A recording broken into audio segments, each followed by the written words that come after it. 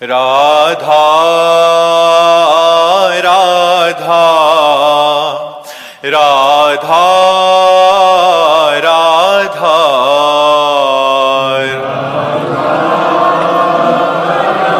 राधा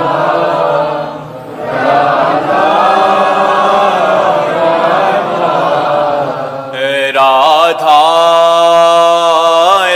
राधा राधा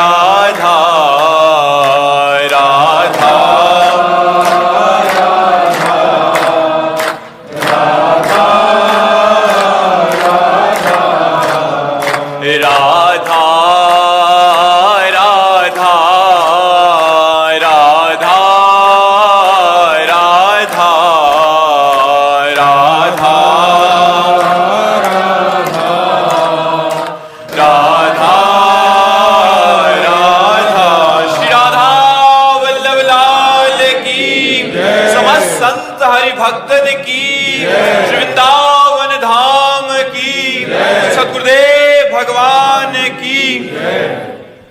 मधुकर तिवारी जी। राधे राधे महाराज जी। महाराज जी, कार्य क्षेत्र में अकारण विरोध करने वालों से कैसे निजात पाई जा सकती है, जिससे कोई लेना देना नहीं, वो व्यक्ति भी द्वेष की भावना रखते हैं? तो हमारा क्या बिगाड़ लेगा? हमारा क्या बिगाड़ लेगा? हम शांत हैं, गंभीर हैं, पागल लोग हैं, राग द्वेष के वशीभूत हैं, पागल लोग हैं।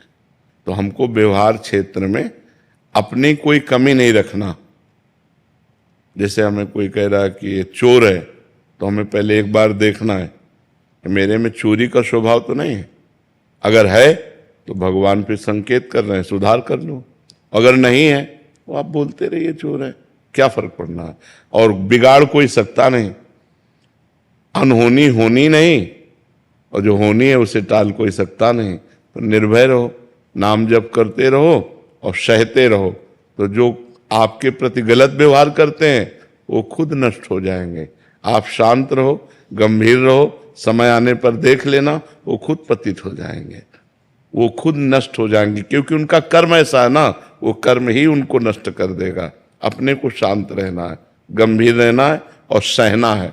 सहने से हमारी उन्नति होती है, लड़ जाने से हमारी अवनति होती है। और वो गाली दे रहा है, आप चुप होकर निकल गए, तो वो गाली उसी को पड़ेगी जाके। वो ऐसे कर्म करेगा किसी जगह, ऐसा फंस जाएगा कि उसको सैकड़ों गाली मिलेंगी और पिटेगा वो। और आप गंभीर रहे, आपकी उन्नति हो जाएगी। तो अध्यात्म आपको बचाना सिखाता है, आपको आनंद में होना सिखाता है। लौकिक में यह है सठे साठ्यम समाचरित, लेकिन अध्यात्म ऐसा नहीं कहता है। नीति कहती है सठे साठ्यम समाचरित, नीति कहती है, लेकिन प्रीति नहीं कहती। प्रीति कहती है अगर वो एक थप्पड़ तुम्हें मारे तो तुम झुक करके निकल जाओ। अब वो एक थप्पड़ उसके लिए इतना भारी पड़ेगा, वो झेल नहीं पाएगा, क्योंकि आप चुप हो गए ना। एक नाव में एक संत और उनके शिष्य बैठे हुए थे, और बहुत से लोग, 20-25 लोग नाव में बैठे हुए थे। इतने में एक दरोगा और 2 पुलिस वाले चढ़े। तो जहाँ संत थे वहीं खड़े हुए, और वो संत नंगे पैर, उनका जो शिष्य था, और वो बूट पहने, तो बूट रख दिया उनके पैर में, तो वो चीख पड़े। तो चीख पड़े तो एक चाटा मारा और गाली, वो संत शांत, राम राम शांत। नाव किनारे लगी तो किनारे 2-4 हाथ पानी में, जहां इतना इतना पानी वहां नाव तो जाएगी नहीं। अब वो बूट पहने थे तो वो संगीन लिए हुए थे, गश्त में थे, तो पहले देखा होगा बंदूक के ऊपर चाकू लगी हुई संगीन, तो उन्होंने ऐसे रखा और सोचा छलांग लगा के पार हो जाए। वो बालू थी, वो फिसल गई, संगीन उनके यहीं घुसी और वहीं मर गए। तो गुरुजी ने अपने शिष्य को डांटा कि अगर एक शब्द कह देता तू तो ये बच जाता, तूने एक शब्द भी नहीं कहा ना, इसलिए इसको इतना भारी दंड मिल गया। पलट कर तुम्हें कोई गाली दे रहा हो, गाली मत देना, उसको इतना बड़ा दंड मिलेगा कि वो भोग नहीं पाएगा। उमा क्षमा सापहुते भारी, अपने कर्म जाए अपकारी। अपकार जो तुम्हारा कर रहा है तुम चुप हो जाओ, ये सबसे बड़ा दंड होगा, और सह के निकल जाओ तो ये क्षमा श्राप से भी भारी हो गई, उसको भारी दंड मिलेगा। इसलिए हम तो ये चाहते हैं कि उसको भी दंड न मिले, आनंद से रहे, काहे को दंड मिले। बुद्धि शुद्ध कर दो भगवान, उसको दंड मत दो, उसकी बुद्धि शुद्ध कर दो। अपने उसका मंगल मनाते हैं जो हमें गाली देता है, जो हमारा अपमान करता है, जो हमारा तिरस्कार करता है, जो हमारी उन्नति देखकर जल रहा है, हम उसका भी मंगल मनाएं तो हमारा और मंगल हो जाएगा। पर ये कला अध्यात्म के बिना सीखी नहीं जा सकती। तो ये कला अध्यात्म सिखाती है कि आप समर्थ हो, आप उसको दंड दे सकते हो, लेकिन आप चुप होकर चले गए तो आपका चुप होना उसके लिए भारी पड़ जाएगा।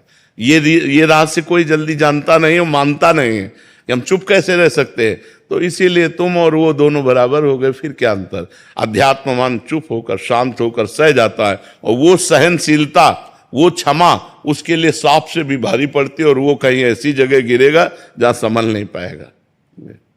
कृष शर्मा जी, गुरुदेव राधे राधे। महाराज जी, गुरुदेव, हमने आपके श्रीमुख से सुना है कि एक बार राधा नाम लेने से लालजू पूर्व के सारे पापों का रजिस्टर फाड़ देते हैं, और आपके सत्संग में ये भी सुना है कि पूर्ण रूप से निष्पाप होने के लिए इतने करोड़ नाम जप करो। तो महाराज जी, ऐसा कौन से पाप हैं जो एक बार में ही खत्म हो जाते हैं राधा नाम और होकर, और 3 करोड़ में भी निष्पाप हुआ जाता है?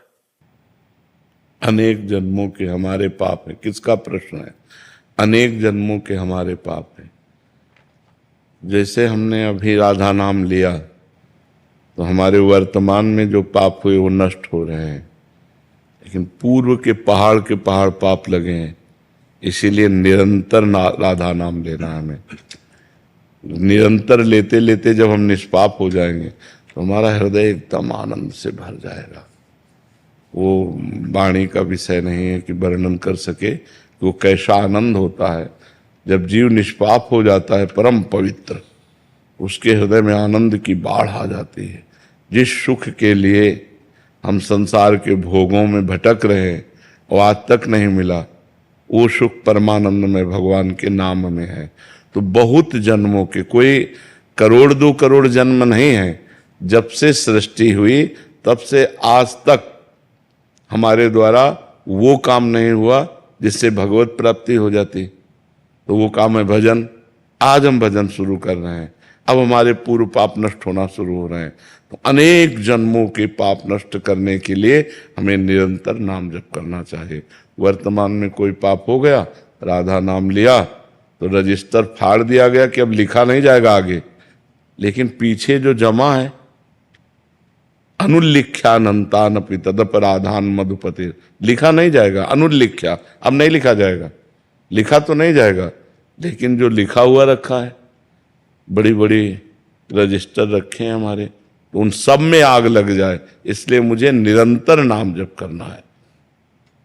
अपने प्रभु की स्मृति में डूब जाना, ये निष्पाप पुरुष का लक्षण है। अभी हम नाम जप करते हैं तो हमारा मन भागकर भोगों में जाता है, ये मलिन मन का लक्षण है। तो जब भोग अच्छे ना लगे, भगवान प्रिय लगने लगे, स्वाभाविक जैसे विषयी पुरुष का मन विषय में जाता है, ऐसे हमारा मन प्रभु में जाए, तब जानो निष्पाप। तब तक निरंतर नाम जप करो, और फिर अभ्यास बन जाता है, फिर वो छोड़ नहीं सकता, नाम उसका जीवन हो जाता है। समझ पा रहे आप? जी गुरुदेव, श्री जी की सेवा में कैसा प्रवेश मिले? इसी से जब हम निष्पाप हो जाते हैं तो हमारा स्वरूप है चिदानंद, और देह का स्वरूप है पांच भौतिक। जब पांच भौतिक शरीर से राग हट जाता है और चिदानंदमय स्वरूप में होता है, तब चिदानंदमय भगवान की सेवा में जाता है। प्रियाजू की सेवा में जाने के लिए ये शरीर नहीं, चिदानंद चाहिए, और वो हम हैं। और हम भूल करके अपने को ये मान रहे हैं। तो नाम जप के द्वारा, शास्त्र स्वाध्याय के द्वारा, सत्संग के द्वारा, ब्रह्मचर्य के द्वारा परम पवित्र होकर हम भगवान को प्राप्त होते हैं। हर्षा मनीष शाह जी मुंबई से। राधे राधे। राधे राधे महाराज जी। महाराज जी, नाम जप के साथ साथ पूरा दिन में जो भी काम करते हैं वो सब प्रभु को समर्पित करते हैं। साथ साथ में गुरुदेव आप ये भी बताते हैं कि प्रभु ही प्रभु के साथ खेल रहे हैं, पूरे संसार में सब प्रभु का ही खेल है और उनकी ही लीला चल रही है। महाराज जी, ये सब प्रभु ही कर रहे हैं, तो गुरुदेव अब हमें क्या करना है? नाम जप, प्रभु की सेवा, ये सब रूपों में प्रभु है। जो अधिकार मिला है उसके अनुसार सेवा। किसी की पुत्री, किसी की पत्नी, किसी की माँ, किसी की बहन, हमारे ये धर्म है। हम उन धर्मों में जिनके साथ व्यवहार करते हैं उनको भगवान का स्वरूप देखें। मेरे पति के रूप में भगवान, मेरे पुत्र के रूप में भगवान, मेरे भाई के रूप में भगवान, मेरी माँ के रूप में भगवान। भगवत भाव से हम सबकी सेवा करें, नाम जप करें, तो हमारा जीवन भगवान को समर्पित हो जाएगा। और असलियत में हम ये देख पाएंगे कि वास्तविक भगवान ही सब रूपों में विराजमान है। एक परमात्मा के सिवा दूसरा कोई नहीं। एको ब्रह्म द्वितीयो नास्ति, दूसरा कोई नहीं है। ये तब अनुभव होगा जब हमारा हृदय भजन करते करते इस संसार त्रिगुणमयी माया से ऊपर उठ जाएगा। इसलिए खूब भजन करो, भजन ही सार बात है। कपिल देव मिश्रा जी। राधे राधे। राधे राधे महाराज जी। महाराज जी, मैं अपने स्वभाव के समान ही सामने वाले व्यक्ति का स्वभाव समझकर व्यवहार करता हूँ, परंतु कुछ समय बाद मैं खुद को छला हुआ महसूस करता हूँ। महाराज जी, कबीरा खुद को ठगाइए। हम दूसरों को ठगे नहीं, दूसरों से छल ना करें, दूसरों के साथ कपट ना करें, और वो भाव भगवान को समर्पित कर दें, तो आपकी आराधना बन जाएगी। दूसरा आपके साथ जो कपट करता है, छल करता है, ठगता है, वो अपने कर्म का भोग भोगेगा। आपको भगवत भाव से अपना काम बना लेना है। निश्चल भाव, परम पवित्र भाव, वो आपके साथ बेईमानी कर रहा है, आप क्षमा कर दो। देनहार कोई और है, देत रहत दिन रहन। वो जब आपको देगा, आपको संभालेगा, तो आप बहुत धनी हो जाएंगे, आप बहुत आनंद वाले बन जाएंगे। और जो जलने वाला है, छल कपट करने वाला है, ठगे, वो गिरता चला जाएगा। तो आप उठिए, आप उसको मत देखिए, आप अपने को देखिए कि मैंने इसके साथ तो गलत नहीं किया, मैंने अपने स्वभाव के अनुसार अच्छा आचरण किया है, और ये आचरण मैं भगवान को समर्पित करता हूँ, उस व्यक्ति को नहीं। व्यक्ति को निमित्त बनाकर किया हुआ आचरण हम भगवान को समर्पित करते हैं, जिससे हमारे ऊपर भगवान की कृपा होगी। और वो परिवर्तनशील स्वभाव वाला, कभी छल, कभी कपट, कभी ठग, कभी दंभ, कभी पाकर, वो अपना भोगेगा। अवश्य में वो भोक्तव्यम कृतम कर्म शुभाशुभम। विवेक से शांत गंभीर होकर चलो तो संसार समुद्र से पार हो जाओगे। ठीक है ना? हाँ, अपने को किसी के स्वभाव से पीड़ित नहीं होना, अपना स्वभाव किसी को पीड़ा देने वाला नहीं बनाना, बात ध्यान रखना। ना हम किसी को उद्विग्न करते हैं और ना हम किसी से उद्विग्न होते हैं, ना हम किसी को पीड़ा पहुंचाते हैं और ना हम किसी से पीड़ित होते हैं। आपका स्वभाव आप गाली दो, आपका स्वभाव आप अपमान करो, हम स्वीकार नहीं करते। बस गंभीर, और ये तभी रह सकता है जब आप नाम जप करोगे, भगवान का चिंतन करोगे। ये अध्यात्म विद्या है, ये अध्यात्म है कि हमने आपके साथ अच्छाई की, आप हमारे साथ बुराई कर रहे हो, वो आपका स्वभाव है, हमारा स्वभाव नहीं है। हम शांत गंभीर अपनी अच्छाई को भगवान के चरणों में समर्पित करते हैं। रमेश चंद्र जी जौनपुर से। महाराज जी राधे राधे। राधे राधे महाराज जी। महाराज जी, आप कह रहे हैं कि आप कहीं विधायक हैं। महाराज जी कह रहे हैं कि हम अपनी तरफ से जो भी जितना भी बनता है उतना कर पाते हैं, पर फिर भी सबको खुश नहीं कर पाते। महाराज नहीं कर पाओगे, भगवान नहीं कर पाए खुश, तो आप क्या कर पाओगे? है भगवान के अयोध्या का ही धोबी कैसे कैसी बात कर रहा था, नहीं कर रहा था। तो इसलिए अपना कर्तव्य हम करें, सामने वाले का क्या प्रत्युत्तर होता उस पर ध्यान न दें।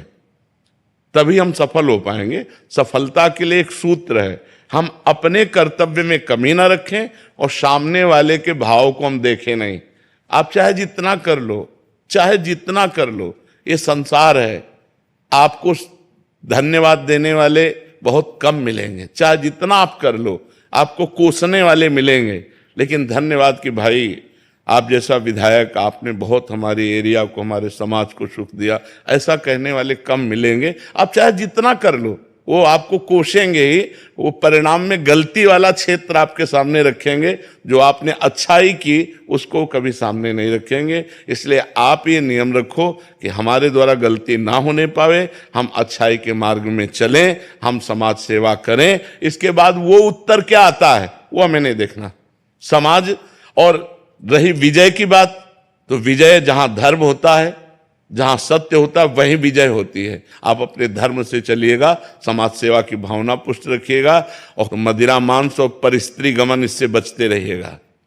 मदिरा मत पीजिएगा और मांस मत खाइएगा और परिस्त्री गमन मत कीजिएगा, और धर्म से चलिएगा। विजय ही विजय है। और भी आगे पद है। भगवान जब, जैसे भगवान पिता हैं, जैसे पिता ने 100 रुपया दिया और आपने ठीक से उसको खर्चा कर दिया तो 1000 देने की बात आ गई। 1000 तो फिर 1 लाख, फिर 1 लाख तो फिर आगे, कि हमारा लड़का समर्थ है। ऐसे हम भगवान के बच्चे हैं, भगवान ने विधायक बनाया, और बढ़िया निर्वाह करो तो आगे समाज सेवा के बड़े बड़े पद हैं, भगवान उनको दे देंगे। तो आप धर्म पूर्वक चलिए, सामने वाला क्या कहता है इस पर ध्यान मत दीजिए। जाति से लोग देखते हैं और बड़ा जाति भेदभाव इतना है, उनके कुछ उससे फर्क नहीं पड़ने वाला है। वो 2-4 लोग होते हैं जो आप व्यवहार करते हैं, वो ऐसा नहीं कि समाज उसको देखता नहीं है। जो 2-4 लोग ऐसे होते हैं जो मलिन स्वभाव के होते हैं, वो नहीं मानने वाले। और ये हम आपको बताएं, हम सब एक जाति के हैं। सच्ची बात मानो, हम एक ही बाप के बेटा हैं, अलग अलग घर बन गए, उन्हीं को जाति कह दिया गया। नहीं, हम एक ही परमात्मा के संतान हैं। आप सच्चाई से समझो, पंचभूत एक हैं कि नहीं? जो 5 भूत हैं, पृथ्वी, जल, अग्नि, वायु, आकाश, ये 5 भूत हैं। इन्हीं से सारे शरीर बने कि नहीं? तो सबके शरीर इन्हीं 5 भूतों से बने, और आत्मा सबकी एक है। भेद बताओ क्या है? भेद क्या है? माना हुआ भेद है। जैसे बड़ा भाई छोटे भाई से पैर छुआ रहा है, एक मर्यादा है। नहीं, एक ही पिता की दोनों संतान, वो पूज्य और वो अपूज्य, ऐसा नहीं है। दोनों एक ही पिता के हैं। हाँ, तुम बड़े भाई, तुम्हारे पैर छूते हैं। तो एक समाज की व्यवस्था बना दी गई, ब्राह्मण, क्षत्रिय, वैश्य, शूद्र। वो एक व्यवस्था व्यवहार की है, सत्य नहीं है।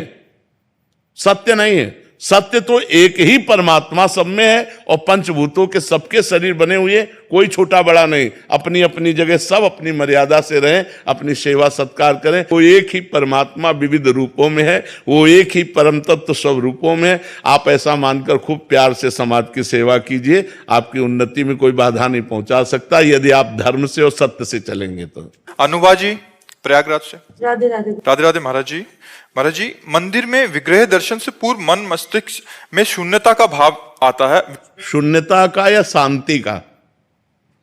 इसमें अंतर है। नहीं, अंतर है ना। शून्यता में मंदता होती है, मंद बुद्धि में कुछ समझे में नहीं आ रहा, और शांति और आनंद की गंभीरता, तो उसको शब्दों में बोलना पड़ेगा कि मंदिर के श्री विग्रह के दर्शन से एक शांति महसूस होती है, हमारे अंदर की हलचल मिट जाती है, मन शांत होने लगता है। ऐसा बोलोगे तो पॉजिटिव, और बोले शून्यता आने लगती है तो वो फिर निगेटिव। तो आप बोलिए क्या कहना चाहते हैं? शांति। हाँ, ये शांति शब्द, आनंद शब्द, जिस आनंद में अब कोई चिंतन नहीं होता। जी जी, विग्रह के समक्ष होने पर भी कोई प्रार्थना या इच्छा याद नहीं आती, परंतु मंदिर से बाहर आते ही पुनः दर्शन की अभिलाषा उत्पन्न हो जाती है। अच्छी बात है, अच्छी बात है। भगवान की कृपा है, बहुत अच्छी बात है। भगवान के दर्शन बार बार करने से भगवान की कृपा प्राप्त होती है। जो श्री विग्रह रूप में भगवान ही विराजमान है, अर्चावतार हैं, बार बार दर्शन करने चाहिए, बार बार प्रणाम करने चाहिए। एक बार श्री विग्रह में विराजमान भगवान को प्रणाम करने से 10 अश्वमेध यज्ञ का फल मिलता है। 10 अश्वमेध यज्ञ करने वाले का जन्म होता है, लेकिन भगवान को प्रणाम करने वाले का जन्म भी नहीं होता है, वो भगवान को ही प्राप्त हो जाता है। एक एकोपि कृष्ण कृतः प्रणामो दशाश्वमेधा वृथेन तुल्य दशाश्वमेधि पुनरेपि जन्मो कृष्ण प्रणामी न पुनर्भवाए। भगवान के दर्शन करके उनको नमन करने से सारे पाप नष्ट होते हैं, हृदय आनंद से भर जाता है। और जब हम बाहर निकलते हैं तो फिर माया की हवा लगती है, तो फिर कामनाएं जागृत होने लगती है। तो हम बार बार भगवान के दर्शन करें, बार बार भगवान का स्मरण करें, बार बार भगवान को अपने ध्यान में लावें। ये बड़ी कृपा है। प्रिया कुमारी जी। राधे राधे। जय सीताराम महाराज जी। महाराज जी, क्या जीवन में ऐसे भी पाप होते हैं जिनकी माफी होती ही नहीं, फिर चाहे कितना भी हृदय में पछतावा हो, कितने भी माफी मांगो? नहीं, कोई ऐसा पाप नहीं है।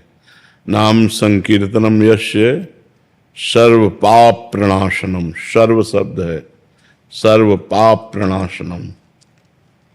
नाम संकीर्तनम यस्य सर्व पाप प्रणाशनम।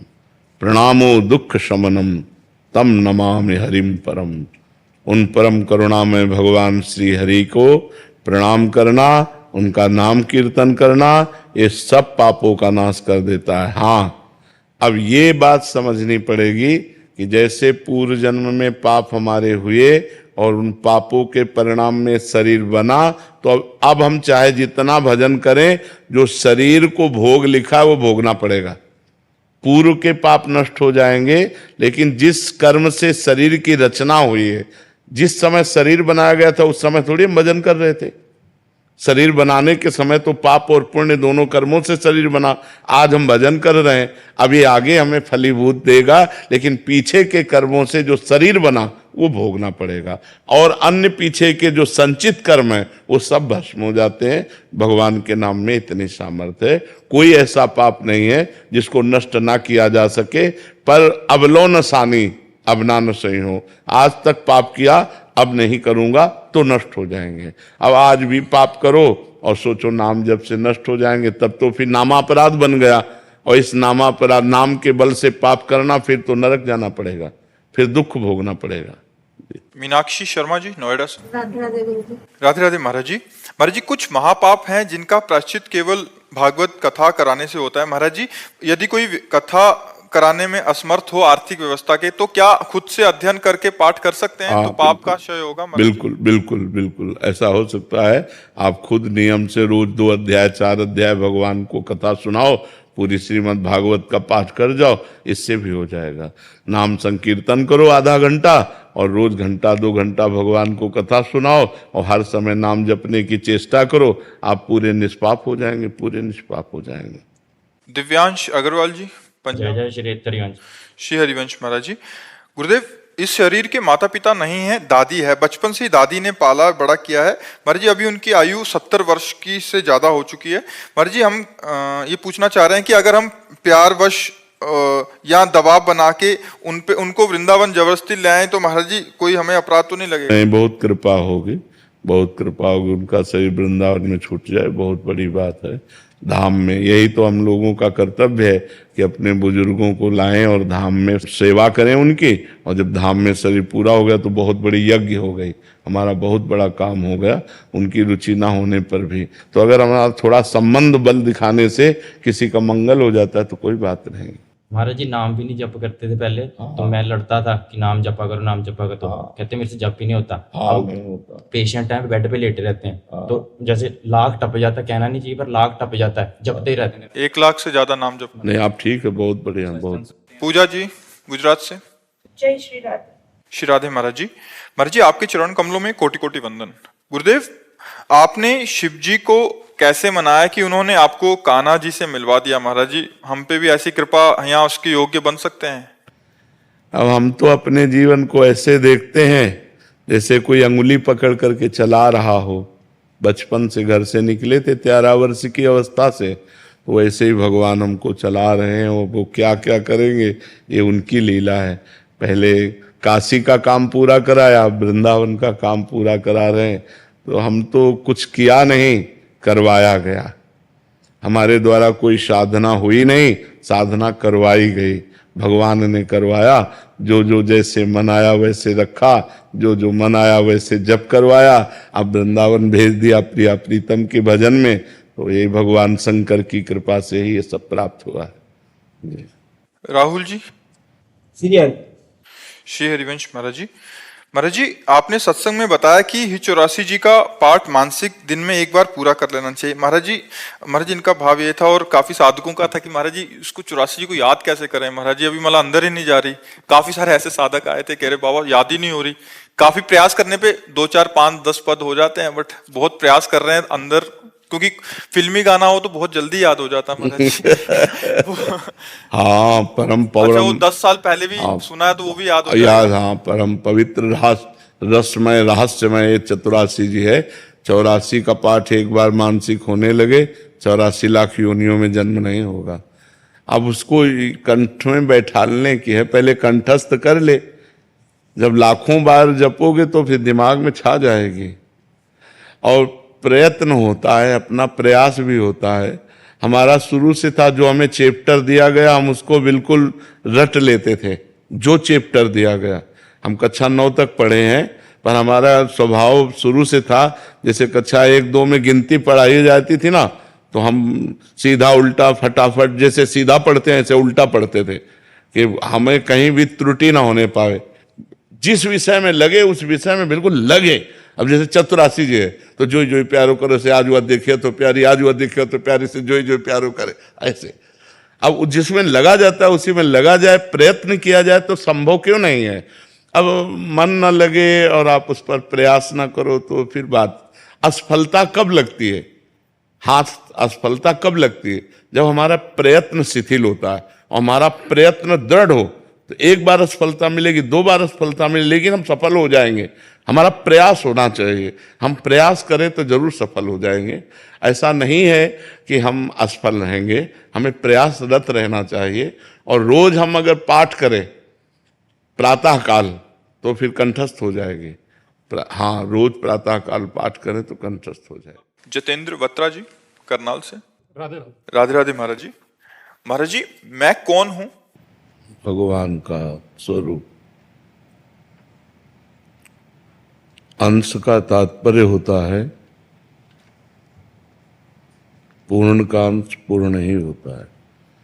पूर्णमदः पूर्णमिदं पूर्णात् पूर्णमुदच्यते पूर्णस्य पूर्णमादाय पूर्णमेवावशिष्यते। वह परमात्मा पूर्ण है। उस पूर्ण परमात्मा का अंश भी पूर्ण परमात्मा स्वरूप है। भगवान ने गीता में कहा ममैवांशो जीवलोके जीवभूता सनातना। जो सनातन मेरा अंश जीव है वो ममैवांशो, वो मेरा अंश है।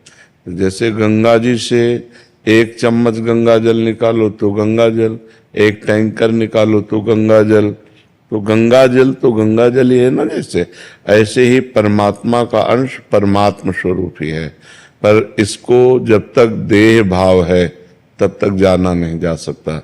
देह भाव, मैं स्त्री हूँ, मैं पुरुष हूँ, जड़ चैतन्य, अच्छा बुरा, जब तक द्वंद्वों में हमारी मति भ्रमित होती है तब तक हम परमात्मा स्वरूप को नहीं जान सकते। जो द्वंद्वातीत हो गया है वो सब में अपने भगवान को देखता है और अपने में भी भगवान को देखता है। सोई जाने जेह देहु जनाई जानत तुम्हें हो जाए। जो परमात्मा को जान लेता है तो वो परमात्मा स्वरूप ही हो जाता है, क्योंकि वो परमात्मा स्वरूप ही है। तो तत्त्वम असि, मैं कौन हूं? तो तत्, तुम परमात्मा स्वरूप ही हो। त्वम असि, तुम वही हो जिसकी खोज कर रहे हो, और कोई नहीं। जब खोजने वाले को मिला तो खोजने वाला खो गया।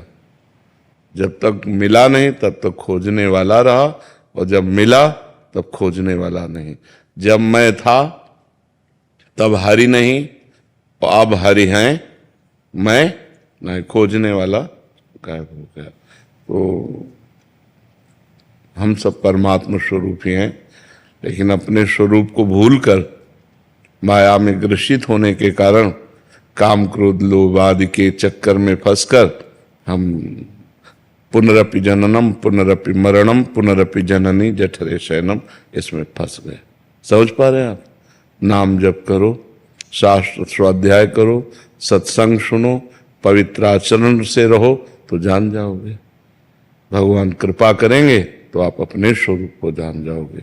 अपना स्वरूप ब्रह्म स्वरूप है, परमात्म स्वरूप है, जिसमें आग्नेयास्त्र का भी प्रवेश नहीं है, वायवास्त्र, वरुणास्त्र, इन दिव्यास्त्रों का भी प्रभाव जिसके ऊपर नहीं, वो मैं हूं।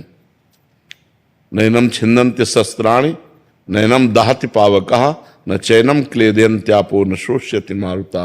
वो हमारा दिव्य स्वरूप है, पर हम जन्म मरण वाले इस शरीर में आसक्त हो गए, इसलिए बार बार हमको दुर्गति भोगनी पड़ती है। एक बार हमें चांस मिला है कि मनुष्य शरीर देकर भगवान ने कि हम अपना कल्याण कर लें और अपना उद्धार कर लें, पर वो भूमि परत भा ढाबर पानी तिम जीव ही माया लपटानी। जैसे ऊपर से स्वच्छ जल गिरा, नीचे आकर गंदा हो गया, ऐसे जन्म लेते ही ये माता, ये पिता, ये भाई, ये बंधु, फिर जवानी, फिर पत्नी, फिर पुत्र, फिर पौत्र, बस इसी में पूरा जीवन निपट गया। वो कभी एक मिनट भी बैठकर सोच नहीं पाया कि मैं कौन था और किस लिए आया हूं, क्या करना है। वो इसी में भूलकर अपने पूरे जीवन को नष्ट कर दिया। समझ पा रहे हैं? अनिल कुमार जी, राधे राधे महाराज। रोहित दुबे जी। महाराज जी, आप दोनों का एक जैसा प्रश्न है। महाराज जी, आप कह रहे हैं कि पाप कर्मों का फल शरीर को ही भोगना पड़ता है, ना कि आत्मा को। लेकिन आत्मा आसक्त हो चुकी है शरीर पे। समस्या तो इसी बात की फंस गई ना कि आत्मा शरीर में आसक्त हो सकती है। जैसे तुम ईमानदारी से बताओ, तुम अपने को आत्मा मानते हो, शरीर मानते हो ना, इसीलिए उसको बार बार दुख भोगना पड़ रहा है, जन्म मरण भोगना पड़ रहा है। यही बात तो, इसी को जब हम साधना के द्वारा अपने को अलग देख लेते हैं तो जीवन मुक्त हो जाता है, वो विदेह मुक्त हो जाता है, वो मोक्ष को प्राप्त हो जाता है। समस्या तो यही है कि निर्विकार आत्मा विकारी शरीर में फंस गई। शरीर ने नहीं फंसा, आत्मा ने स्वयं इसको स्वीकार कर लिया। जैसे मैं पुरुष हूं, अब वो मैं है आत्मा और पुरुष है माया। अब आत्मा ने माया को पकड़ लिया और कह रहा है माया ने मुझे पकड़ लिया। उल्टा बोलेंगे ना आप बोलेंगे उल्टा कि मैं तो छूटना चाहता हूं पर माया ने मुझे पकड़ लिया। ऐसे हम पकड़े हैं, अब हम कहते हैं माइक ने मुझे पकड़ लिया, मैं तो छोड़ना चाहता हूं। तो छोड़ दो, तुम्हें किसने पकड़ रखा है? तुम ही काम को भोगते हो, तुम ही क्रोध करते हो, तुम ही लोभ करते हो, तुम ही मोह करते हो। तुम्हें किसने पीड़ा दी? तुम जब इच्छा करोगे तब आएगा, ऐसे थोड़ी काम आ जाएगा। आप विषयों का ध्यान करोगे, विषयों का चिंतन करोगे तो काम आ जाएगा। अगर भगवान का चिंतन करोगे, भगवान का ध्यान करोगे तो भगवान आ जाएंगे। तो हमारी गलती हो गई है, इसी गलती को मिटाने के लिए हमें मानव देह मिला है। हम खूब नाम जप करें, शास्त्र स्वाध्याय करें, गंदे आचरणों का त्याग करें, पवित्र भोजन करें, समाज को सुख देने वाले कार्य करें, किसी को दुख न दें। अभी ज्ञान प्रकट होना शुरू हो जाएगा, और जैसे जैसे ज्ञान प्रकट होगा तो जैसे हम आपको अलग देखते हैं ना, ऐसे हम अपने शरीर को अलग देखते हैं। जितना दूर आप हैं उतने दूर शरीर है, हम शरीर नहीं है। ये अनुभव होता है शुद्ध ज्ञान से, वो अंदर का होगा, वो बातचीत की बात नहीं है। बातचीत के कहोगे तो उससे काम नहीं चलेगा, वो अंदर की आपकी अनुभूति होनी चाहिए। सुख दुख, लाभ हानि, जय पराजय, गर्मी सर्दी, मान अपमान सब सह गए, क्योंकि वो शरीर में हो रहे हैं, अपने में नहीं। पाप और पुण्य, कर्ता और भोक्ता, ये सब हमारी गलती से हो गया। हमने गलती से अपने को स्वीकार कर लिया शरीर। अब ये गलती ऐसे मिटने वाली नहीं कि मैं शरीर नहीं हूं, इतने से थोड़ी निपट जाएगा। अब इसके लिए तपस्या करनी पड़ेगी, साधना करनी पड़ेगी। तो तपस्या क्या है? आए हुए काम के ताप को सह जाना, क्रोध को सह जाना, समाज के द्वारा दी हुई प्रतिकूलता को सह जाना, खूब नाम जप करना, भगवान से प्रार्थना करना कि हमें शुद्ध ज्ञान दो, तो भगवान ज्ञान दें। सोई जानई जे देहु जनाई, और जानत तुम्हें हो जाई। जिसे भगवान अनुभव करा देते हैं वो भगवत स्वरूप हो जाता है, वो साक्षात भगवान का स्वरूप हो जाता है। महाराज जी, पूर्व में पाप किए हैं, आपने लिखा कि अभी नवीन शरीर में इसका भोग क्यों करना पड़ रहा है? क्योंकि आप ही हो ना, आत्मा तो पूर्व में भी वही थी। मान लो जैसे आप पैजामा कुर्ता पहन के हमें पीड़ा दें और पैंट शर्ट पहन के घूमे, तो जब हम रिपोर्ट करेंगे तो पिटोगे तो तुम ही ना, तुम्हारा पैंट शर्ट थोड़ी बचा लेगा। नहीं कि आप कह दो पैजामा कुर्ता वाला तो और था, नहीं नहीं, तू ही पैजामा कुर्ता पहने था, तो तू ही पूर्व जन्म में शरीर धारण करके पाप करके आया है। अब वो शरीर छूट गया, अब ये शरीर मिला, तो है तो तू ही ना, तो तुम्हें ही तो भोगना पड़ेगा। समझ पा रहे? महाराज जैसे आपके इस शरीर से तो कोई पाप बना ही नहीं आपसे। हम ये शरीर क्या है? कपड़ा। वसान से जीर्णान यथा विहाय, शास्त्र का ज्ञान होना चाहिए। ये आत्मा का कपड़ा है। आत्मा ने वो कपड़ा पहनकर पाप किया, लेकिन कपड़ा उतार कर आ गया तो भोगता कौन बनेगा? वही आत्मा। शरीर बदलने से तू नहीं बदल जाएगा। घाघरा चुनरी पहनकर ओढ़ करके गलत काम करो और फिर इसके बाद पैंट शर्ट पहन लो, तो जब पकड़े जाओगे तो थोड़ी गा कि हमने घाघरा चुनरी में किया था। नहीं, डंडा चलेगा। डंडा चलेगा कि नहीं चलेगा? तो उसी शरीर को सजा क्यों नहीं मिलती? इसलिए कि बहुत बड़ा हिसाब है। जैसे आप थोड़ा 5 मिनट पाप करो, इसके बाद पूरे जीवन भर सजा भोगनी पड़ेगी। तो अगर हम प्रश्न करें कि 5 मिनट पाप किया तो 5 मिनट सजा दे दो, पूरे जीवन क्यों सजा भोगनी पड़ेगी? यही इसीलिए कि पाप कर्म का फल बहुत लंबा होता है। तो अनेक जन्मों से हम पाप करते चले आ रहे हैं। तो मनुष्य जैसे ये जन्म है, अब तुम्हें छूट है, अब आज तुम कोई पाप कर डालो, तुम्हें अभिदंड नहीं मिलेगा, तुम्हें पीछे का अभिदंड भोगना पड़ेगा।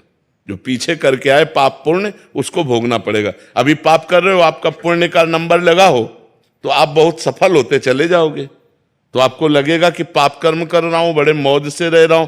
मौज से नहीं रह, तुम्हारे पुण्य कर्म इस समय लागू हो गए, इसलिए मौज है। और जिस समय पुण्य कर्म खत्म हुए और ये वर्तमान का पाप और पूर्व का पाप कनेक्शन, तो ब्लास्ट हो जाएगा। फिर रहा न को कुल रोवन हारा, मिट्टी में मिल जाओगे।